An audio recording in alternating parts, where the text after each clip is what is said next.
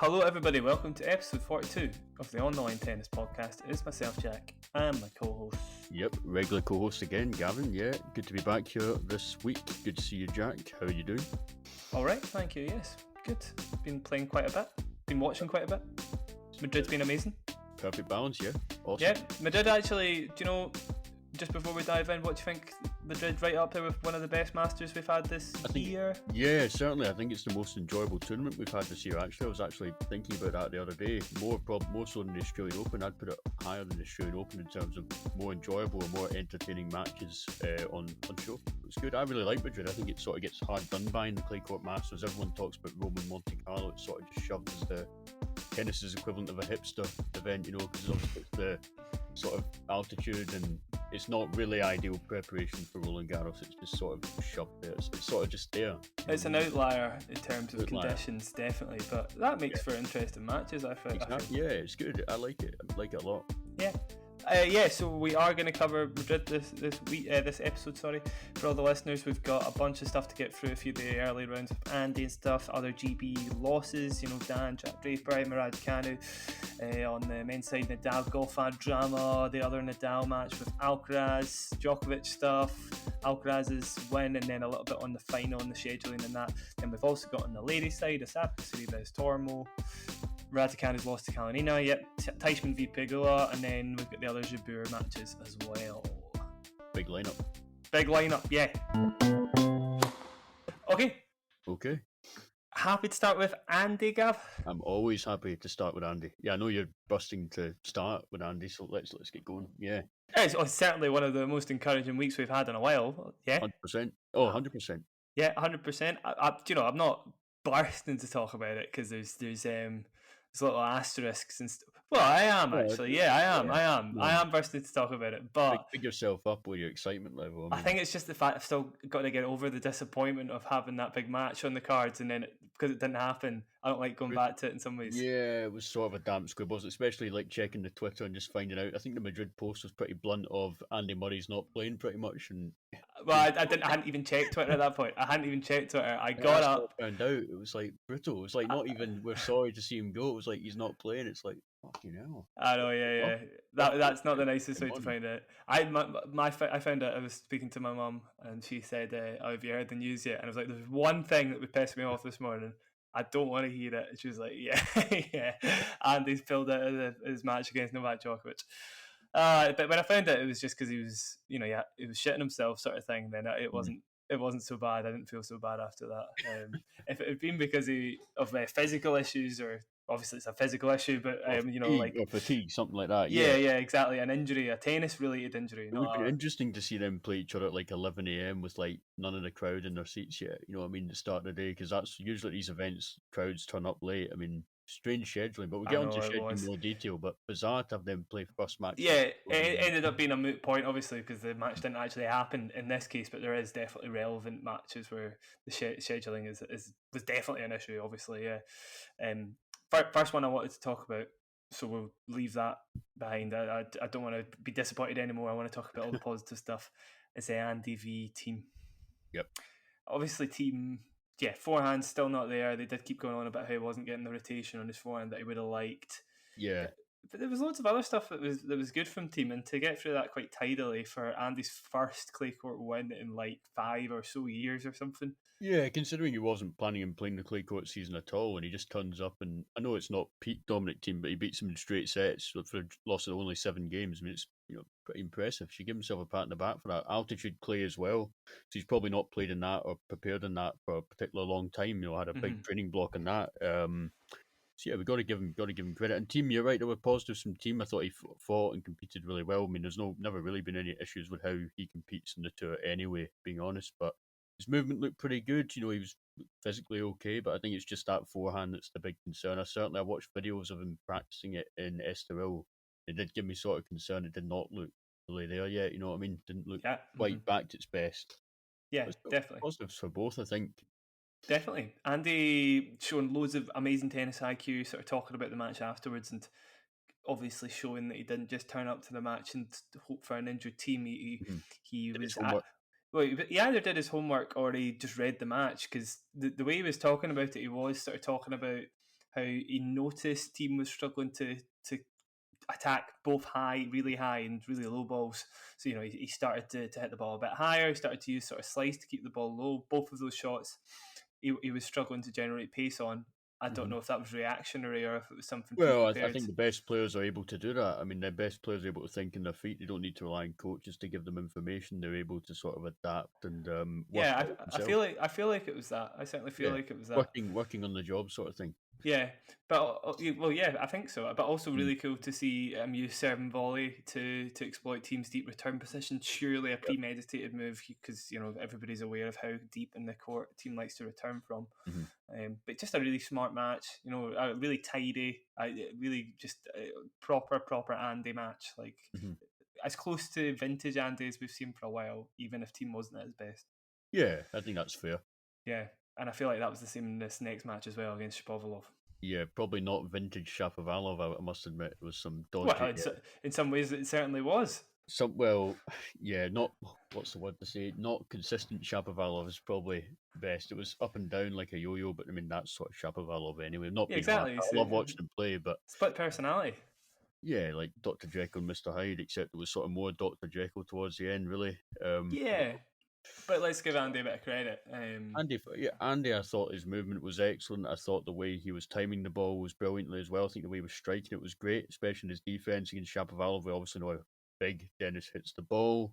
But yeah, you're right. I think that's probably the best I've seen him play since coming back. I think he looked really, really back to his best. I've seen him play anyway in singles. He looked really moved really well. I thought his ground strokes, he had great contact on the ball. Again, he's got great tennis IQ as well. Okay, there was maybe a wee bit of a dip in that second set, but to get through Shapovalov and to beat a player of his ranking and his fitness is to be admired, isn't it? I mean, it's really, really positive.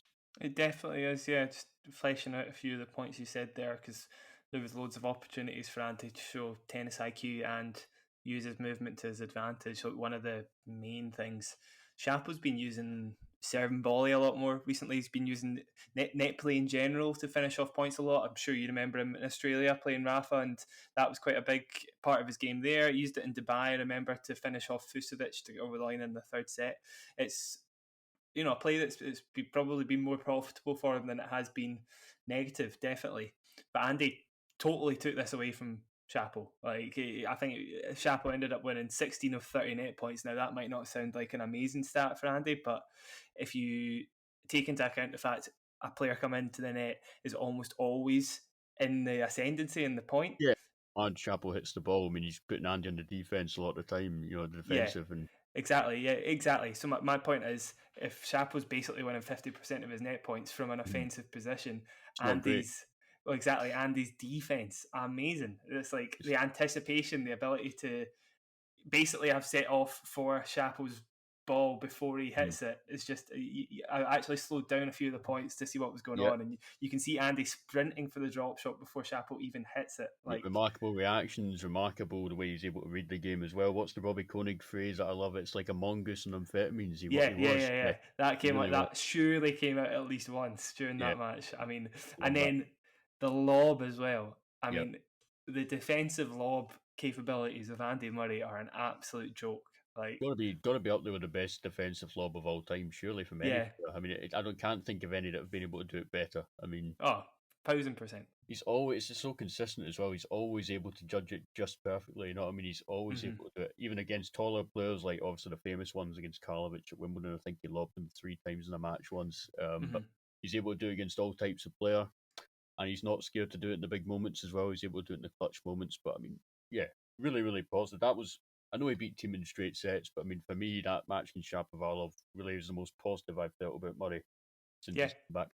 Definitely. I feel like Shapo went into the match with that tactic in his head, and as Andy chipped away at that, Shapo was almost a little bit lost, because we see him looking lost quite a lot on court, and when you actually sort of dig into what he's doing, making shot choices, if you actually analyse those shot choices, a lot of the time they're wrong. Like one of the things cover your eye stuff, really. But at the same time, sort of subtle sometimes. Like we saw him quite a lot of times use his forehand to attack Andy's forehand, and then try and attack into Andy's backhand. And you're kind of like, if you're going to pull Andy out wide on the forehand, do it again, because he's not good at moving out to that shot. And I don't know, we saw when Shapo was in that third set and he was trying to break Andy down from the baseline, making choices like that.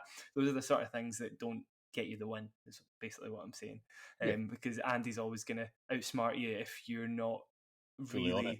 Yeah, exactly. If you're not fully on it and you're not making the right decisions from the baseline, definitely. Last thing, very quickly, was his returning, because compared to Shapo, Andy was like miles. It makes Shapo look like his age, sort of thing, on return. Definitely, like really inexperienced and not making anywhere near enough returns in the court. Whereas Andy, I think for the first set and a half, literally may not have missed a return. Yeah, well, it's obviously always been a strength of Andy's game, but you're right. I mean, I think for a lot of these players, especially the ones that are maybe young coming up or just got into the top 10, it is the return for me that a lot of them have to work on. You know, we think of Tsitsipas, we've talked about, he needs to develop the chip return, but also other players like Hurkacz, the return's obviously been a bit weaker, especially on the clay, although he has improved those numbers, but not near enough, as we saw against Djokovic in the quarterfinal, and we'll talk about that later on. But look, the return is such a massive part of the game, and you know, it just shows you how elite these like the big four are in terms of their return numbers. It's like phenomenal, you know. And Murray again, one of the best returners the game's ever seen, and he showed it again. Yeah, really, really impressive. Yeah, I mean, it's the players that we are sort of putting at the very top of predictions for Grand Slam titles that have the best returns. You know, like Alcaraz now, Nadal, Djokovic, obviously. You think about Shapovalov in his opening round against Jabeur, saved 9 break points because of his big first serve. And against Andy, you know, he's by returning so well, and by Andy returning so well, he's effectively taking that sort of security away from him. You know, serve. Obviously, he probably felt great after saving those 9 set points against Jabeur going into the match, thinking, okay, I've got that serve, it's going to get me out of trouble. But when Andy's serving as well, or returning rather, as well as that, it must dent his confidence a wee bit, thinking, hang on a sec, this isn't working here. What do I do? You're right, he sort of was a bit confused as to what to do. And obviously in the third set, his tactical awareness obviously was not as strong as Andy's, and that obviously cost him in a big capacity. Yeah, long and short of it is Shapovalov started to look like he didn't know how to finish points off quickly, sort of thing. And it totally confused him. Yeah. Right, I'd like to dive into Jack Draper's matches. Yep. The bottom line here is that it looks like Jack Draper has arrived, I think. Well, I obviously really rated him highly before this week, but even that match against Sonego in the first round, I thought he's got a great chance of beating Sonego because Sonego's not been in great form, and it was the sort of match I felt he could come through, but I didn't expect him to win it in straight sets because we know that Sonego obviously is a great clay court player, made the semis in Rome last year, and he also in the faster services, I think he made the final of Eastbourne as well. He did, yeah. So he did have a great year last year, and we know he's a strong player, big weapons in his serve and forehand, but the way Draper pretty much took him apart, dismantled him in straight sets, I'm thinking to myself, that's really impressive because I know he's won a lot in the Challenger Tour, but he's not had that much experience at Masters 1000 level, especially on the clay as well. And obviously there was a lot of controversy surrounding his wild card. I think we brushed on this maybe a couple of podcasts ago, but Fernando Verdasco and some of the Spanish players weren't happy at Madrid not giving Spanish players more wild cards because IMG owned the event. Draper's represented by IMG. Maybe there was a wee bit of not pressure on him to do well, but maybe there was sort of in the background of his mind thinking, I've got to justify or show people that show my doubters that I deserve the wild card. I thought he deserved the wild card anyway, and he proved the doubters wrong. I mean, phenomenal performance against Sonego. Yeah, 100%. I feel like it's actually quite funny that basically every wild card this week justified their inclusion into the draw after Verdasco's comments. Almost none of them lost their first rounds, which apart from I think the only Spanish wild card there against Monfils, what was his name? I didn't even know the guy. Guillermo, world number I think 491 or something to be fair, but he got pretty destroyed by Monfils, and I think he was the only person to lose actually. It was a wild card. Yeah. So there you go. Yeah, Jack Draper definitely justifying it. He's won 4 Challenger titles this year. He's shown that that's not fluke, and at ATP level, he should be pretty comfortably, I think, in the top 50. He's got the weaponry for it, definitely. Well, I think even higher potentially with the weapons he's got. Yeah, it might be. I personally think maybe it's a bit too early to say, but I am certainly easy to get enamoured by the size of his serve. And I was actually looking up lefty serves in general within the top 100, and they're like big servers that are also lefties are pretty rare, actually. Apart from big Federico Del Bonis, I bet that's the number. He's in there. No, he's in there. He's in there. Yeah. I've got two players down apart from Draper. That's funny because Federico Del Bonis is one of them. Yeah. And I was basically looking for players over 6'4" or over that are lefties, and Federico Del Bonis is one of them. Could you guess the other one? It's not Guido Pella. He's way shorter, isn't he? He's way shorter. Yeah. Shapovalov's not 6'4", is he? He's like good random 6'1", I think. I need to concede. What's the answer? Jerry Vesely. Of course. So yeah, those two players, the only two players in the top 100 that are 6'4" with lefty serves, and I'm pretty sure Draper is now about 104 in the world ranking, so he's on the cusp, just about there. He'll get there. He should get there pretty soon. Oh, of course, yeah. Next tournament probably. Yeah, a really, really impressive loss to Andrey Rublev. I won't get into it too much, but I think he was just a little tight in the last game, basically. That was his last service game. And that was all that made the difference. He started missing first serves in the third set, but it was great. Really encouraging to see how frustrated he made Rublev feel. You know what I mean? Like Rublev was getting properly annoyed, as annoyed as I've seen him in a while. Yeah, he broke Rublev 8 times. I remember last year when he played Djokovic at Wimbledon, and he was sort of talking about how good Djokovic's first serve was in the press conference. He was quite surprised by how good it was. I think for him to now come back a year later and have improved his return, be prepared for that, return games, it shows he's put the work into the right thing. Basically, his lefty serve is always going to take care of itself. It's the return that needs improvement, and he's obviously made improvements to that. So absolutely, yeah, really impressive.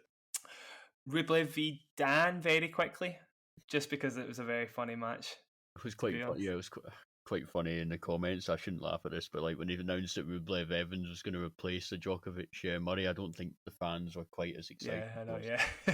But it was always going to be a good matchup. Whenever Dan plays somebody that hits the ball flat and hard like Rublev, I know we'll talk about it next week, but obviously his match against Basilashvili today, I've always been intrigued to see these matchups, how Dan's able to deal with it defensively against these players that strike the ball harder. I just love watching Dan play, being honest. But I knew it was going to be a tough one to call. Obviously, Rublev got the win, but Dan, positive week for Dan, to be fair, because I think Dan had sort of been in the doldrums a wee bit. Obviously, lost first round in Marrakesh. I think who did he lose to? It was Pablo Andahar, wasn't it?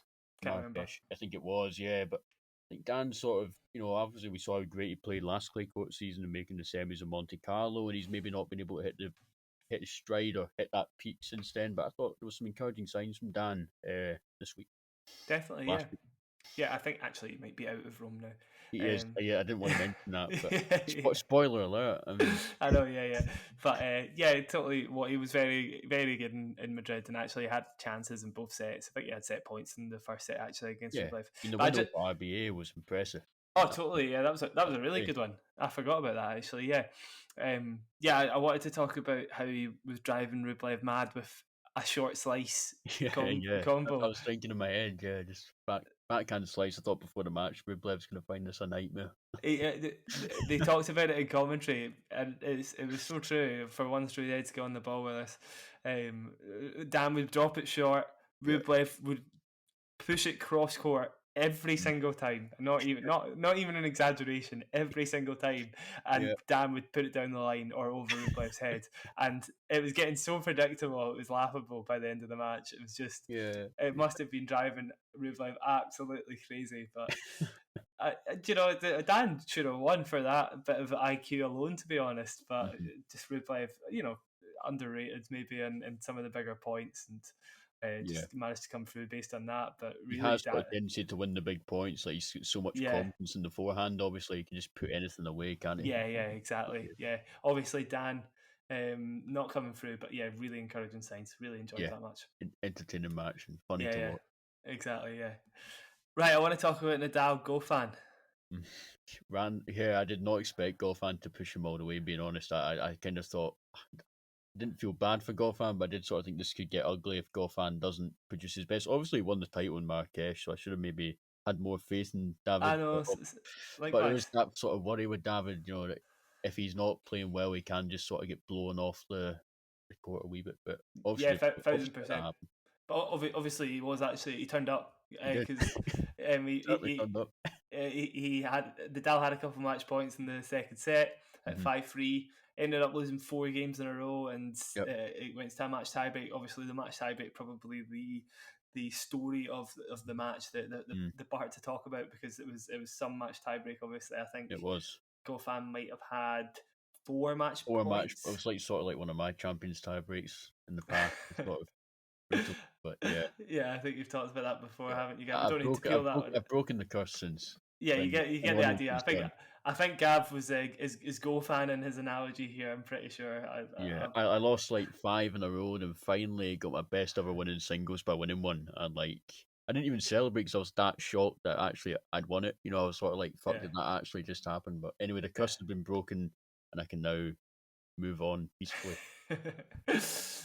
Well, like Goffin, or other way around, Gav. Like Gav, Goffin was hitting a bunch of massive forehands. That I was very surprised at the power you get from Goffin sometimes. I mean, a lot of the time I've watched Goffin in the past, and he's been playing Andy. That's the thing, and Andy's like the worst matchup for him. Obviously, I watched him against Thiem in Rotterdam, and it was just ugly. You know what I mean? Like just difficult to watch at times. But I'm a big fan of Goffin. Like, I think he's one of these guys that's certainly maximised his potential. But yeah, you're right. When he hits it well, that forehand is a bit of a weapon, isn't it? It's sort of like a sneaky weapon. Definitely, 27 forehand winners throughout the match against Nadal. Numbers. Yeah, I know. Yeah, massive numbers, and he was absolutely hammering it in the tiebreak. He barely put a foot wrong, actually. Like I think one of the match points was a missed forehand, or maybe a couple missed forehands, and then the rest were, the other 2 were drop shots. He didn't get tight. That was the main thing. I didn't want him to just go away or get tight and totally miss the court with him, or just not go for it. He did everything in his power that he could to win that match, and obviously from. So he can't have any regrets. He did everything that he could, and obviously it's just Nadal being, Rafael Nadal. Yeah. He did. I think he just took on a couple of inside-in forehands, and they're kind of the hardest ones to get right. So they were quite low risk. They were quite high risk shots. Tariff. Sorry. Yeah. So you can't really be regretful that he didn't pull it off, Nadal. Yeah, just a little bit too good, obviously, and he tried to give himself the chance. So Nadal did come through that, and he set up a brilliant match against Alcaraz. A really strange match against Alcaraz, I would say. Yeah, it was odd. It was really, really odd. I mean, first of all, point out, I've never seen Nadal as agitated at the start of a match as I saw him in that one. Second service game when he hit a double fault, he gave out a wee shout like like that. Yeah. I rewound it actually because I know exactly the noise you're talking about. Yeah, it's really weird. It was higher pitched than that, obviously. It was, yeah. It was a really poor impression of it, but he sort of just went like that. He probably shouted out like that. He was proper agitated, proper stressed out, Rafa. It was bizarre. It sounded like a cat or something like that. It was, like he probably was giving it loudly, so it was properly like he probably shouted. I was sort of like was taken aback by it. Yeah, everyone was, but so that sort of signaled to me that hang on a second here, he really is worried about this one, worried about losing this match, which was good. And obviously Carlos in the first set played phenomenal tennis. I mean, came out and played absolutely incredible, and then in the second set. When he twisted his ankle, I mean, it's like Greg Rosetsky in the comment. I don't know if you watched it on Prime, but Greg Rosetsky, the moment he twisted his ankle, turned Mr. Negative immediately and went, he should retire, he should retire, he should retire, he should retire. Alcaraz should pull out, Alcaraz should pull out. And then we had the stoppage for the fan in the crowd who collapsed. I think he had a heart attack, yeah. Well, I didn't know that it was a heart attack, but it was certainly had to stop play for 10 minutes. And then I think Rafa sort of wanted to carry on, but then was told he couldn't carry on, or was asking about the fan. There was sort of nobody knew what was going on really. I don't think even Nadal, Alcaraz, or the umpire knew what was going on. And obviously, I think Mark Petrie tried to suggest that the break would be better for Carlos, and Greg wasn't having it. He was still saying he should retire, he should retire, he should retire. I think he dropped the next 14 of the next 16 points to lose the second set. And then Greg's really saying he should retire, he should retire. Yeah.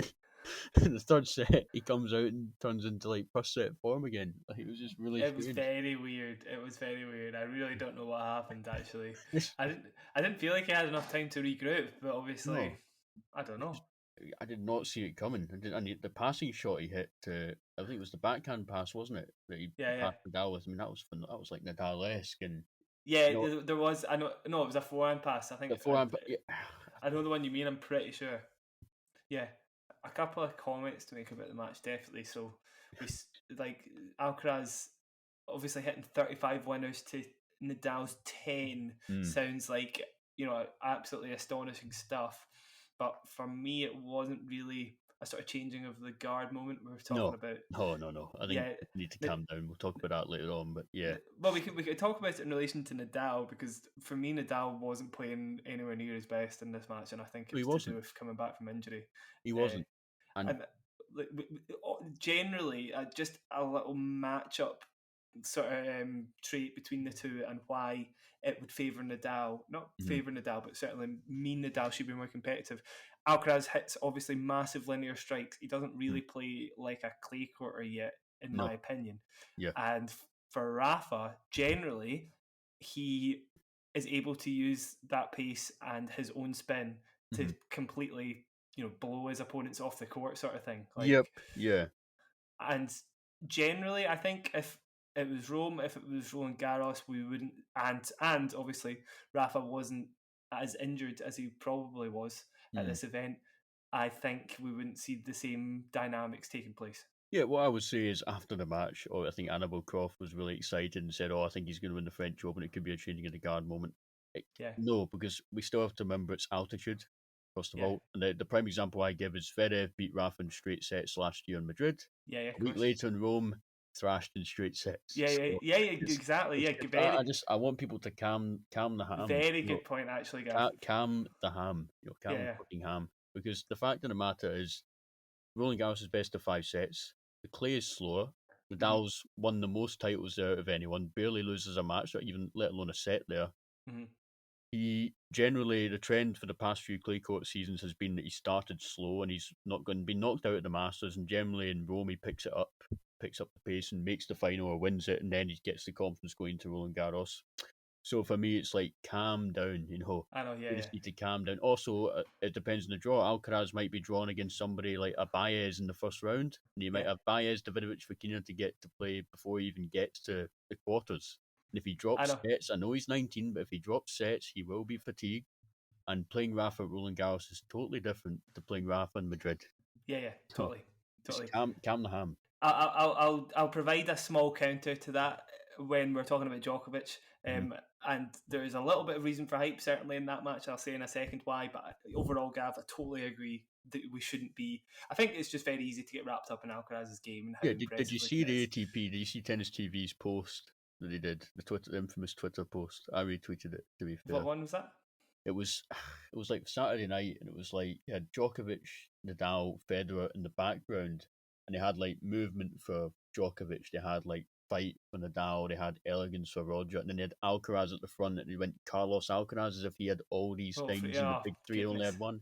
I sort of gave out a sort of angry late Saturday night retweet, sort of saying what a lot of crap, pretty much, in a more elegant expression. But just ridiculous. A lot of people that work for the ATP probably aware that is crap, to be fair, and probably fully aware that that's how you draw people in with these comparisons to the big get them traction. Yeah, exactly. Yeah, so I totally agree with that. Rant over in that regard. I just one more side note on why I think Alcaraz isn't going to beat Rafa if he plays him at Roland Garros. Next time you watch Alcaraz, pay attention to how often he cuts the sidelines on his first aggressive ball. And then next time you watch Rafa, pay attention to how often he cuts the sidelines on his first aggressive ball. And you'll realise why Rafa is a much better clay courter at the moment than Carlos Alcaraz, and why if they play on a slow clay court, he's going to have a lot of problems probably. And it's best of 5 as well. Like, even if he goes 2 sets up on Rafa, I know, Rafa's got the time to come back, and I just think we just need to calm down a wee bit. Alcaraz is phenomenal, but I mean, remember Zverev in 2017 when he won his first Masters in Rome, and everyone was getting really excited he was the next big thing, and then he loses first round of Roland Garros. Yeah, exactly. Beating Novak in the final in much more convincing fashion. Exactly, you're quite right. I mean, exactly, Gav. A lot of history to pay attention to. You're quite right. With that in mind, should we talk about Djokovic Alcaraz? The match of the tournament. Poor Goffin's getting booted down to number 2. I think that's fair. I think it's fair enough. That's fair. I think it's very fair, being honest. That match was just... I knew it was going to be good. I didn't think it was going to be 3 hours, 30 odd minutes good. I thought it was going to be a close match, but was always question marks over whether Carlos would have been fully fit with the ankle, if the ankle would stiffen up. Obviously, that wasn't the case, or didn't seem to be the case during the match. Mm-hmm. One little sideline I would say, though, is I think at 5-5 all in the second set, Djokovic had some chances in the return of serve that I think had he been at his peak, he would have probably broken serve in that game. But he missed a couple of returns. It was high kick serves to the backhand that he got a hit on, but he just wasn't Oh, of able to course. really connect Yeah, with. yeah, of course. I think I'm sort of stealing Mark Petchey's sort of point, because this is what Mark Petchey said in commentary, I believe. He said if that's peak Novak is probably 80% of the time breaking serve in that game. I don't want to take anything away from Carlos, but I would say that small caveat that Novak could have probably won in straights had he, been at his peak. But having said that, he still was. Djokovic was phenomenal. I think for the Djokovic fans, even though he lost that match, it's so encouraging, isn't it? So encouraging. Totally. Compare his level here to how he was in Belgrade. It's Yeah. night and day. It literally is night and day. Definitely, yeah, definitely. And on that kick serve, I mean, Alcaraz was totally predictable with it. You know, everybody knew what was coming, and Djokovic sort of said that after the match. He wasn't able to deal with that kick serve, and he should have been. He said that he should have been able to deal with it. He was pissed off in that press conference. Yeah, he was. He was not happy. He was annoyed with himself, exactly, because Djokovic definitely. If there's one thing he doesn't let you get away with, it's predictable serving, definitely. And for him not to be able to capitalise on that, he was very disappointed in himself. And I feel like next time they play, Djokovic is probably the kind of person that will walk away from this match, get to the practice court, and hit 100 kick serve returns in a row, sort of thing.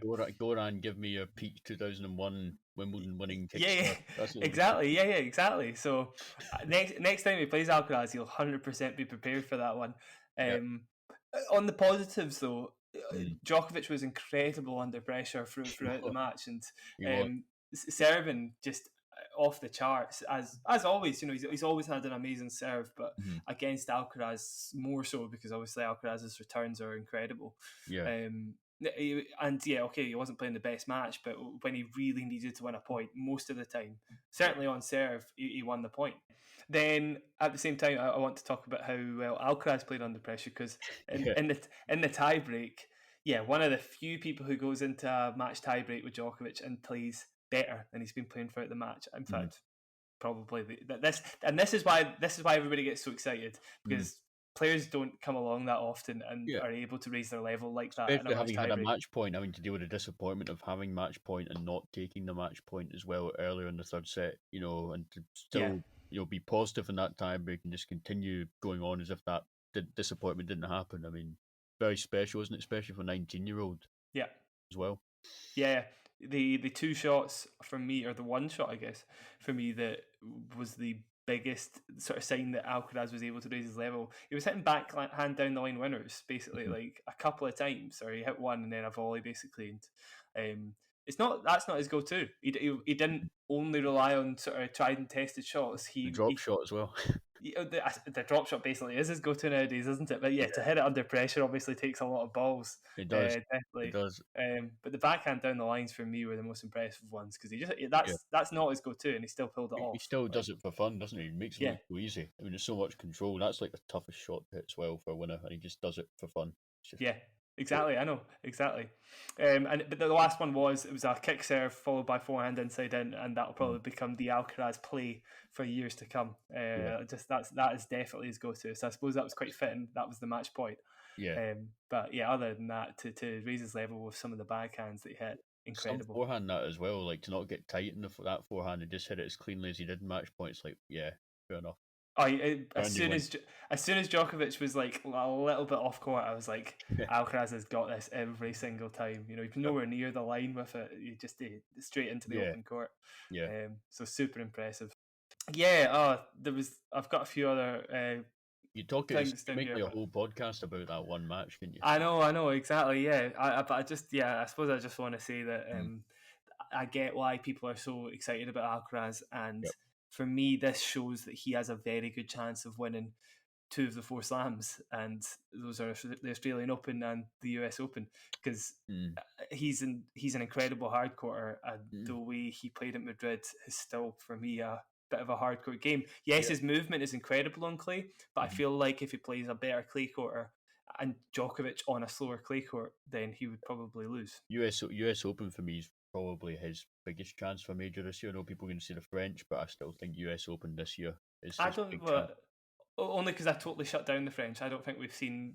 He might be capable of playing Oh, really well in Slowly, the but way he's playing at the moment, he could win all three, and you'd just be thinking, all right, okay, fair enough. yeah, exactly on all three Who knows? surfaces. We don't know what he's like in grass, really. I mean, he lost to Medvedev last Yeah, year. it remains a question mark. But honestly, I feel Question like mark for tons of players in grass. So even your Zverevs and your Tsitsipas's have got big questions in grass. Your Sinners as well.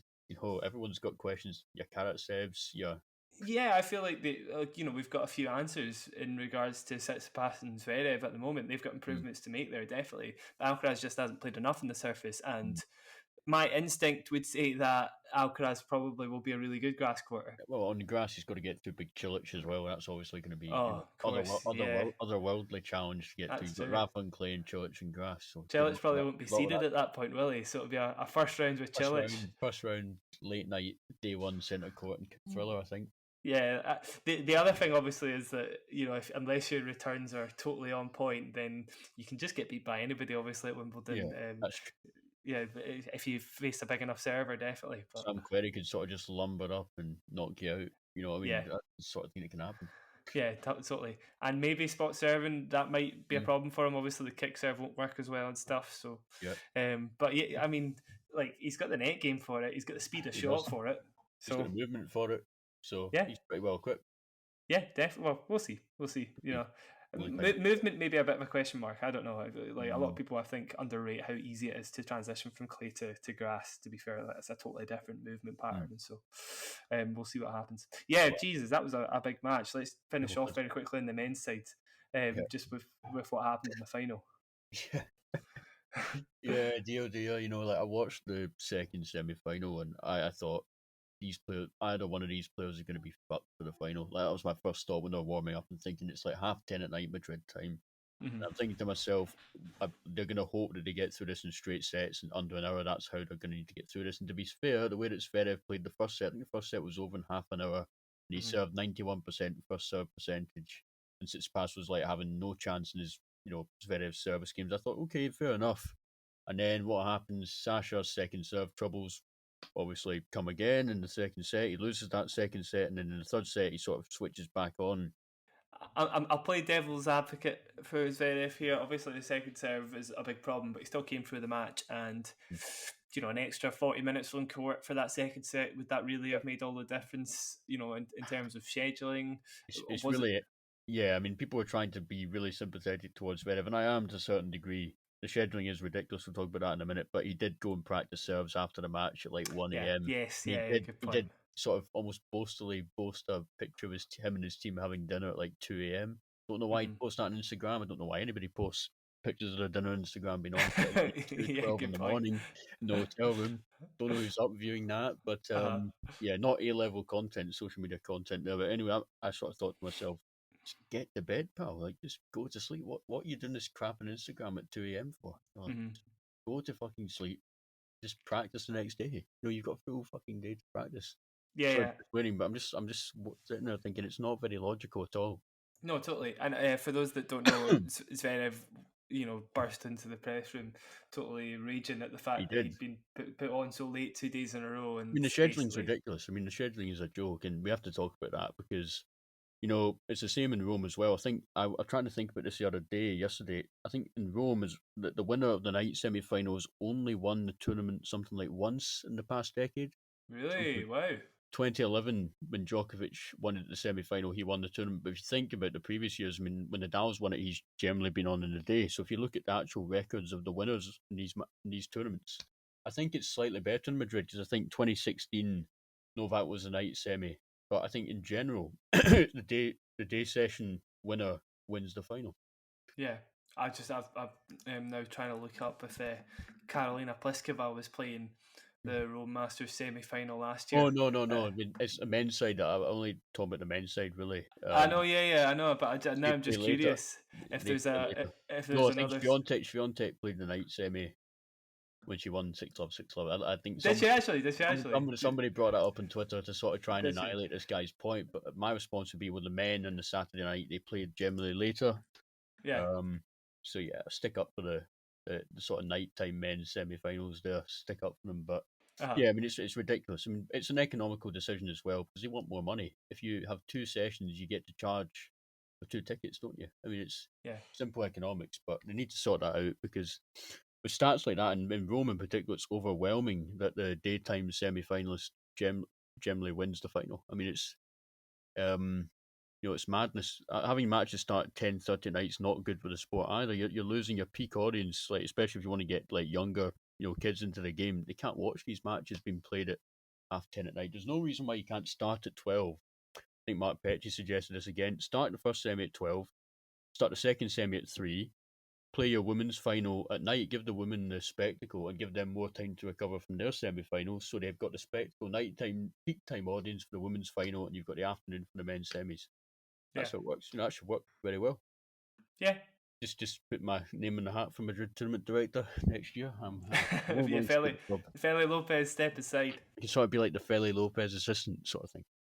Okay, Feli, yeah. Do work experience. Don't want to take his job away from do work experience, sort of CV work. Of course. Yeah, very interesting points, obviously, and I would totally agree with Zverev that the final could have been better for sure. Probably could have been better. There was no reason for it not to be. Being honest, like maybe he's just trying to cover his own back because he was shocking, wasn't he? Let's be honest. Maybe, but he was particularly shocking. Definitely, it was one of the worst matches of his career. I think he doesn't lose four games generally he doesn't win 4 games in a match generally. Like that's a very low amount for him. His serve's better than that, so there was obviously something wrong. Absolutely. Obviously, Alcaraz is amazing, but yeah, his serve is good enough to win more than 4 games in any match against anybody in the world. So something probably wrong with him, definitely. Right. Men's done. Should we try and run through the ladies? Yeah. Right, on the women's side, we'll try and keep it fairly quick. The tournament was pretty wide open after 9 of the top 10 went out of the tournament within the first couple of rounds. Yeah. And I know it's open in the WTA, but this is like the definition of like, I don't know what another word for open is, being honest, need to open the thesaurus, but it's very, very open. I think that's the way. Yeah, extremely. Yeah, I mean, there was one member of the top 10 left, to be fair, Gav, and that was Ons Jabeur. It was. And Ons Jabeur did go on to win the title, so there's a little bit of, saving face for the top 10ers there then. Yeah, exactly. A little bit of semblance amidst the chaos of the WTA, but still, a pretty bad day at the office for WTA, even by their standards, for sure. Yep. And not even in the top 10. The first match I want to talk about is Osaka v Sorribes Tormo. Osaka losing 6-3, 6-1 against the Spaniards. Undoubtedly one of the most annoying opponents Osaka obviously could have played at Madrid. I mean, SST is the definition of annoying, definitely, on a tennis court. She won't mind me saying that. She won't be coming on the podcast then. No, she won't. I definitely mean that as a compliment, and I'm sure she would accept that as a compliment because that's what she wants to do. Yeah, absolutely. If she's annoying a player, she's done her job right, definitely. She was chucking moonballs in there, Gav. You always love a good moonball. That's like the club player tennis, sort of the pride of the club player sort of coming out there, isn't it? Really. Totally. It's like elite level moonballs, isn't it? It's like not just any moonball, it's like elite level. Exactly, yeah. It was elite level moonballs, yeah. The fact that SST won so emphatically, this was like, if Osaka, wanted to have some sort of benchmark for where our clay court game's at, SST is the best person to play, isn't she? Because if you're losing badly to SST, then you know that your clay court game needs some work, for sure. And she's not going to get that time in Rome because she's withdrawn from Rome. So yeah, exactly. Osaka is essentially, in some ways, your equivalent to what I was saying about Alcaraz earlier. With the big line air shots and being able to blast your opponents off the court. Maybe Osaka's almost actually a bit more in that direction, in that she absolutely hammers the ball relative to everybody else she plays. Yeah. But I mean, Osaka could barely win a point for more shots. Like every single time the rally extended, SST would basically win the point. And that shows you that she had no weaponry to construct a point on a clay court. And I don't know if that's why she's pulled out of Rome and she feels like she needs to do a bit more work. I don't know. I think you need to play matches. I've heard rants about this in the past. Well, not rants, but these players are obsessed with practice weeks. But then I think you've got to play matches for me. Nah, for me, she needs something else in her arsenal. Like, she's not got I don't that know. sort I of think angled shot yet. you can do practice though at these tournaments. That's what you can do in practice sessions and play match. I think if you start, have the match play goes down in the big moments, I think then you've got you don't have the sort of experience or the backup of playing continuous matches to sort of be able to deal with it. I don't know. Yeah, Just my personal opinion, but I think you can certainly schedule plenty of practice. I mean, there's plenty of time before Roland Garros. I think we don't need to start having practice weeks for Roland Garros just yet. You can do it after Rome, but yeah. I think she's injured. I think that's why she pulled out anyways. Right, okay. Fair enough.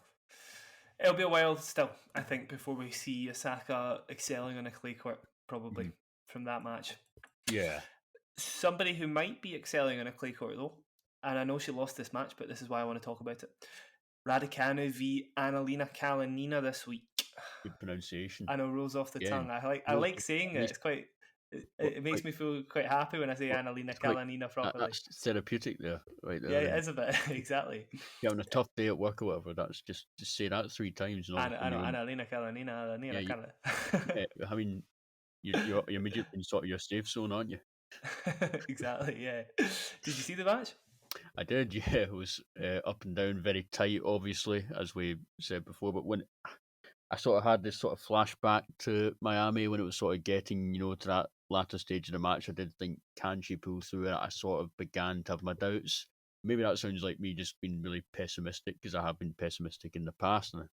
But I did sort of have doubts when it gets tight. How much belief does she really have? Like, I guess I sort of thought it should be thinking back to those close matches in Indian Wells, Miami, and sort of having these thoughts. Is she going to be able to keep these thoughts out of mind?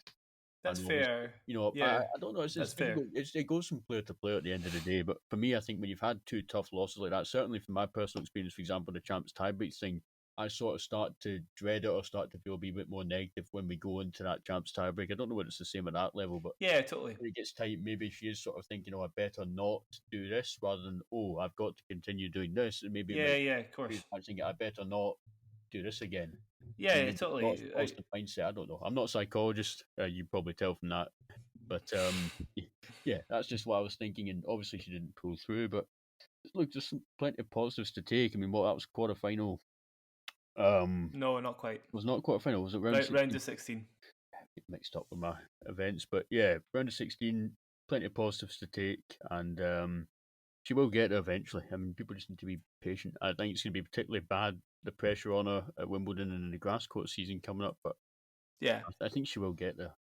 I'm not sure she got tight for sure. She certainly was playing quite well. At the same time, our US Open, when she barely had to experience any sort of, she'd obviously Yeah, won every match in straight that's a good sets. point. There's actually a chance that set her up quite badly for pressure moments in the future. Definitely. Mm-hmm. At the same time, for me, there's no definitive evidence that she was tight in this match. No, Kalinina no, came out with like some. that was just.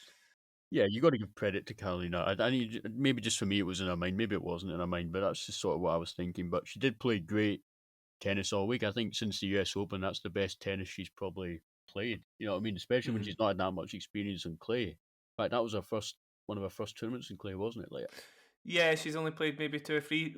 She's yeah, now five wins to three losses already, which is decent. Like, I mean, we saw her using the drop shot a lot, mhm, and in previous clay court matches as well. A shot she mustn't have even touched at the US Open, sort of thing. yeah, Getting used to playing a clay court game. Certainly the movement as well. The movement was mhm, really impressive, and she spoke about at the start of the Fed Cup and stuff how uncomfortable she felt on clay and how she was just starting to get comfortable on it, and mhm. she looked like she'd been playing on clay court for years against Kalanina. Obviously, Kalanina is our third loss, but the other two losses were to Swiatek and Vondrousova, both Yeah, obviously French Open finalist and French Open champion.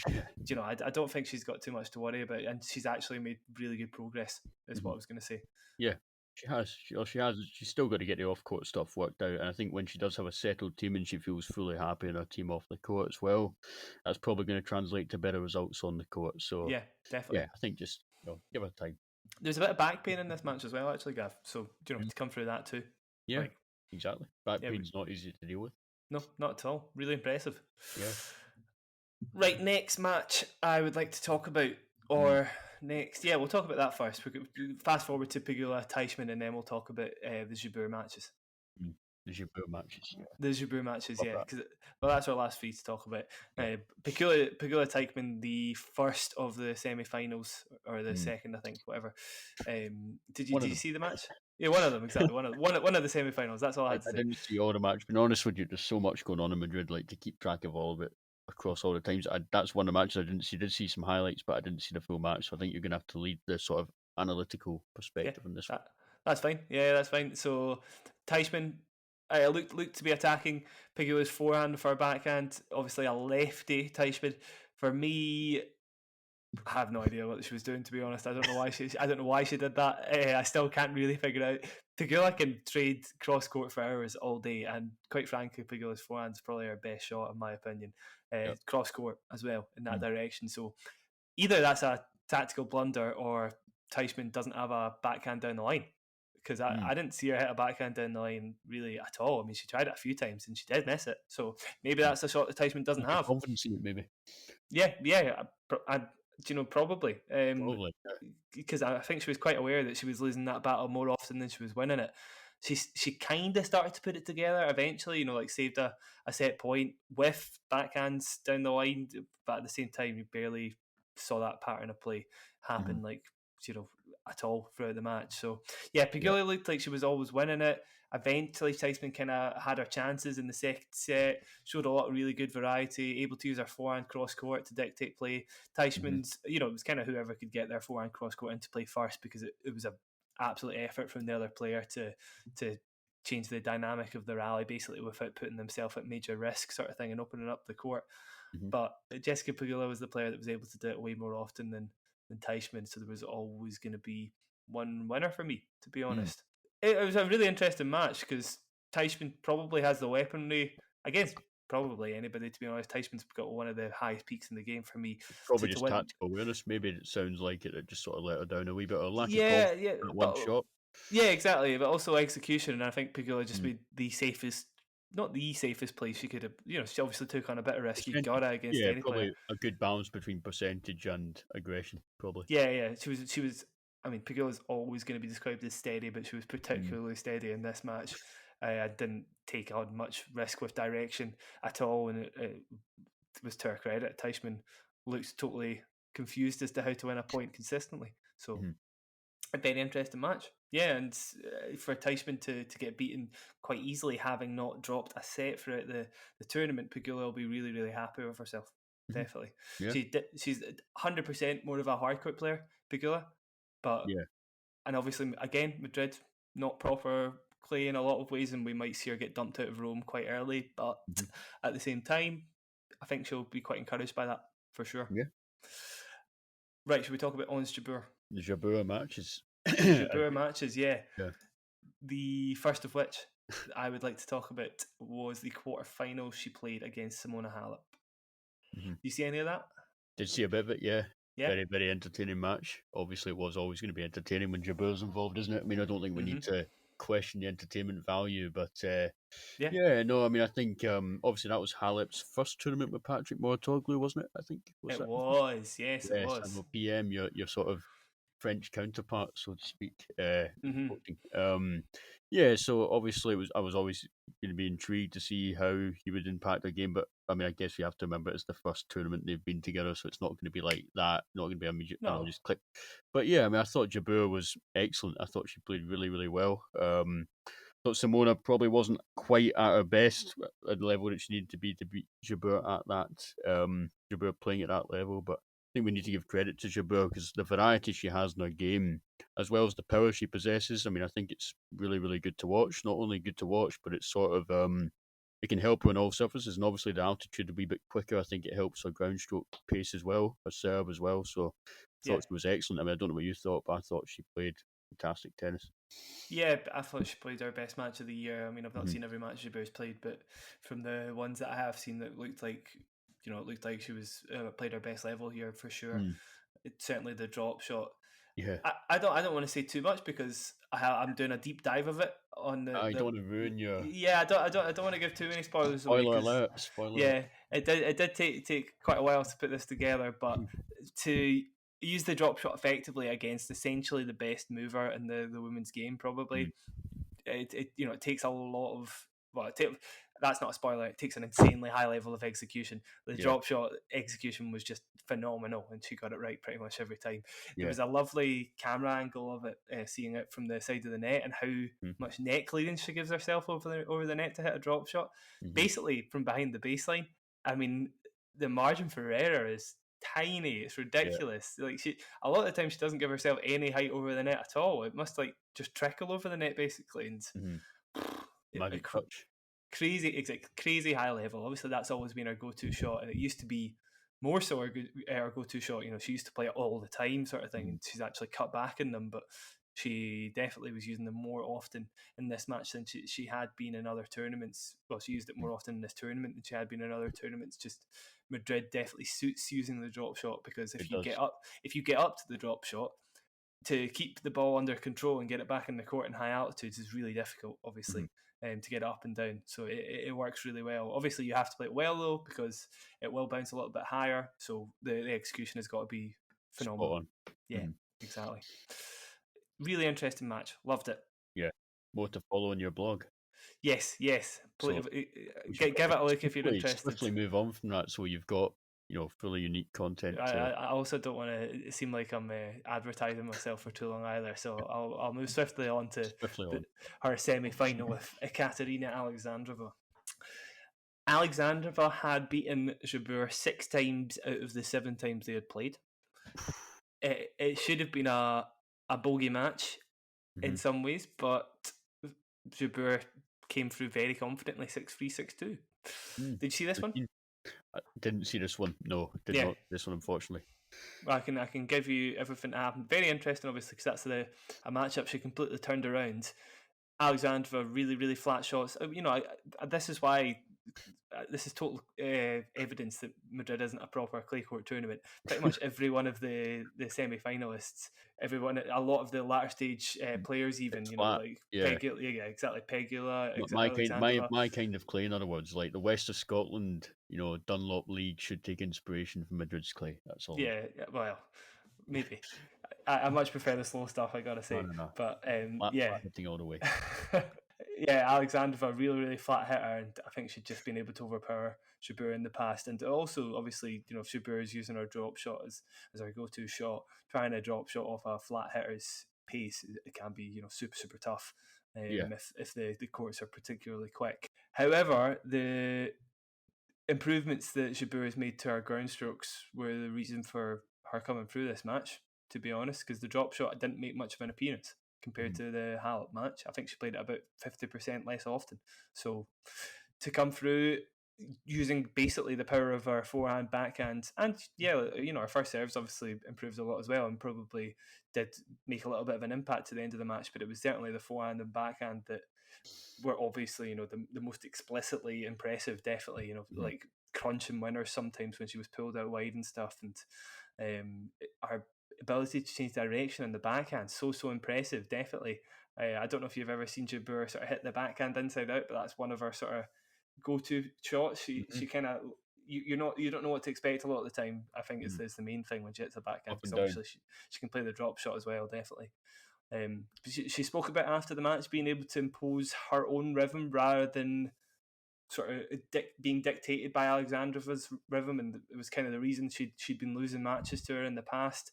So I feel like that's what she's sort of alluding to, the way she was able to change direction with her shots and sort of take on the ball quite easily compared to how she'd sort of succumbed to Alexandrova's shots before. It was really impressive. That again, right up there with probably our most impressive match, bar the one against Halep. So she totally peaked in the quarterfinal and semi-final of the tournament, which is ironic because the final was a totally different story. It was. And again, the final, we're talking about final, it goes back to scheduling. Ridiculous that the women do not have a specific set time for the final, for the women's final. And we saw, I think, at the start of the match in particular, empty seats and people just leaving after the epic second men's semi to get refreshments or whatever. Women's final starts and the stadium was not full at all. Disappointing to see. again, just shows you why they need to change the scheduling, doesn't it? It's just Quite jarring, wasn't it? It was weird. It was. I mean, it's a huge thing. It's like almost like, I don't want to be offensive to the doubles, but it was almost like some doubles crowd at the start, wasn't it? Like Yeah, almost totally. Spa. And again, that's ridiculous. We're gonna have a whole new debate about that. Doubles should Yeah. have more crowds, but to sort of keep it brief, yeah, I mean, just it's not good enough. Really, this is meant to be a premier event, WTA Tour final, massive event for both players, both in their first Premier Mandatory final. No, was it? Are they both? Not Yes. Premier Mandatory. Not Premier Mandatory. What's it called? It's Well, WTA 1000 or yeah, WTA 1000. just That's say it. that. Yeah. Yeah. So first WTA 1000 for both final for both players, and it's just not good enough having such poor scheduling and not knowing when to go in court, not knowing when to prepare, not knowing exactly what time the final was going to start. Because I would have thrown them off. Maybe they Yeah. expected to be on court a wee bit earlier, because they didn't expect the men's second semi to go 3 hours and a half. So Yeah. for me, needs to be more respect paid to the WTA Tour, especially with regards to the final. And that all comes down to scheduling. Yeah, it does. You're right, and it could have been a much better match. Pegula, obviously, both players probably playing below their Probably best. both nervous, to be fair. Yeah, there was definitely a lot of that. It was very up and down match. It was certainly not one for the class, not a classic, but certainly one for the purists is probably the way to describe it. At the same time, there was moments, obviously, and it was entertaining. It was entertaining, but it wasn't highest quality, I would say. Yeah. Jabeur, credit to her though, she did step up when it really, really mattered. So there was moments where she kind of went away. Obviously, the second set was that understated saying it was a wobble. Definitely, it was a collapse, really, wasn't it? Her forehand can completely disappear. That's it didn't look like that much this week, but certainly in that second set, Jesus, the forehand is just like it's a very volatile shot sometimes, and it can just kind of go off the rails. However, the point of the match for Jabeur, she was down set point in the first set at 4-5, and she came up with massive serve into the body, massive forehand inside out, massive backhand cross court winner. Yeah, and to come up with that sort of aggressive play on a set point, boom. That's if she'd lost that set, if she'd lost that point, obviously she might have all fallen off a cliff, couldn't it? Yeah, exactly. Yeah. So to step up like that, she must be so happy with herself, because that could have been the point that made her broke the match basically. Pegula, a lot of sort of heavy, sort of quick returns, maybe to stop Jabeur from drop shotting, which it worked. It worked when she was getting the return in, but there was, again, that might be one of the reasons why we saw Pegula kind of dip a lot, because she was expecting a lot of herself in the return, started to miss a lot of the returns for periods, maybe made a few, but certainly in the first set she was kind of off the boil for a while, and at the start of the third set as well, struggled to put a lot of those returns back in play, going for a little too much probably, maybe a little bit too scared of the drop shot. I think again that probably plays into the fact Pegula is not the most comfortable player at the net, and she's also not got the best slice, so she's dealing with a low ball and then also trying to play a point of the net. She's in the worst position she could possibly be in. So I think she was very, very scared of that shot, and I'm not saying it lost her the match, because there was points where she put together crazy runs of form, but at the same time it was probably a little bit too aggressive a mindset to come through overall in hindsight. Obviously, she had that set point, so it could have been totally different, but yeah, probably a little bit too much to expect from herself, and a bit too steady a game to trouble Jabeur when she was able to put together the important points she required. Basically, when she had to come up with something a little bit extra, it was probably Jabeur that was either going to, make it a flinch. Yeah, make it a flinch. Yeah, that's a good way of putting it. Yeah. And for her to come through this match, she must be so happy with herself, because obviously Charleston, we talked about it a couple of weeks ago or whenever it was, she was so upset for her. She certainly poured it all out at the end, didn't she? Let it all out, which is good. She was so upset that her record in finals had sort of went to 1-4, basically lost 4 of the finals she played and only won one of them, and it was a 250. And for it being 250, so. But you do love 250s, but as a top 10 player, you probably don't love the 250s quite as much as you, Gav, I think. And she was probably very, very keen to get a big title under her belt, so this must have been a huge relief for her. In 3 of the finals she'd played previously, she'd won the first set and she had lost the match overall. So to come back in that third set and make sure she was winning it. Okay, there was a bit of Pegula, there was a bit of a Pegula dip there as well, but at the same time, Jabeur won't care. Obviously, she played well enough to get through. She won the match, so yeah, exactly. She's not going to give two shits, is she? Yeah, exactly. And also she still had to play a decent-ish level and not totally continue her six love form or love six form. So she played well. Before the last three matches, just like to say that as a closing note, she was 4-12, 4 wins to 12 losses against those three players combined. So to come up, yeah, enough to come up with a win against all three of them, really, really impressive, and obviously one of the most likable players on tour. So yeah, she's probably my favorite player to watch at times. Obviously, she can totally fall away from the match sometimes, but when she's on, she's definitely like up there with my favorite players to watch on tour. Incredible player. So absolutely. Yeah, it'll be interesting to see what happens at Roland Garros, see if they make an impact. To be honest, again, I don't think Madrid is really that telling for... No, it's not. Ask Sara Sorribes, it's not really. No, exactly. Yeah, you're quite right. So, yeah, we'll see what happens, but they'll still be very happy to get Madrid, or to get Masters tournaments under the belt for sure, absolutely. Either way. Right, Gav. Right. Big breath. I think that's us done. Big breath. Yeah, bumper podcast this week. We'll cover all of Rome next week, so all the stuff that's happened already. I mean, it's not even that much, to be honest. At least last week, I'm sure we were like... Big Marin Cilic, his singles match on Sunday clashed with the men's doubles final in Madrid, so... Another point about scheduling there as well. I had to have the two screens up. Yeah, oh God, well, we'll see how the scheduling goes for the next week. Thank you very much for joining us. We will be doing Rome Masters next week. Please join us for that. Thank you for listening this far through in this episode too. If you'd like to catch any of my work, you can go to onlinetennis.uk. You can go to Last Word on Tennis for a bit of Gav's work, for some predictions and such. Yep. Thank you very much, guys. We'll catch you next time on the Online Tennis Podcast. Cheers. Goodbye. Thank you. Bye-bye.